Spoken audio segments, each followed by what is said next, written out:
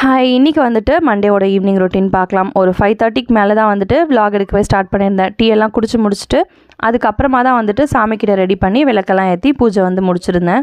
Dinner work வந்து பெருசாக எதுவும் கிடையாது. தோசை தான் ஊற்றணும். மதியம் வச்ச கூட்டே வந்து இருக்குது. ஸோ அதே வந்து வச்சுட்டு தோசை மட்டும் ஊற்றினா போதும். அதனால் வந்துட்டு நேற்று வெஜிடபிள்ஸ் வாங்க போகும்போது கருவேப்பிலை நிறைய வாங்கிட்டு வந்திருந்தேன் கருவேப்பிலை பொடி செய்கிறதுக்காக. ஸோ அந்த ப்ராசஸ் வந்து ஸ்டார்ட் பண்ணிட்டேன்.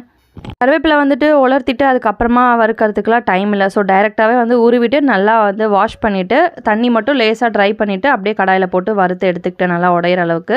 கருவேப்பிலை பொடி எப்படி செய்கிறதுங்கிறது நம்மளோட சேனலில் ரெசிபி பிளேலிஸ்ட்டில் இருக்கும். மறக்காமல் வேணுங்கிறவங்க போய் செக் பண்ணி பாருங்கள். நடுவில் இதெல்லாம் வறுத்து முடிக்கும் போது தான் பார்த்தா மிளகாய் இல்லை. ஸோ அது அவர் வாங்கிட்டு வந்த பிறகு தான் வந்து வறுக்கணும். ஸோ அதுக்குள்ளே வந்து எழிலுக்கும் வந்துட்டு நைட் டின்னருக்கு தோசை ஊற்றி கொடுத்துட்டேன். எழிலுக்கு தோசை ஊட்டி விட்டுட்டு வந்து மிளகாவும் வந்துட்டு கையோடு வறுத்துட்டு பொடி அரைச்சி வச்சிட்டேன். அண்டு நானுமே வந்து தோசை ஊற்றிட்டு அப்போவே வந்துட்டு பொடி எப்படி வந்திருக்குன்னு டெஸ்ட் பண்ணி பார்த்தாச்சு. நல்லா தான் வந்திருந்தது. நெக்ஸ்ட் வீடியோவில் பார்க்கலாம்.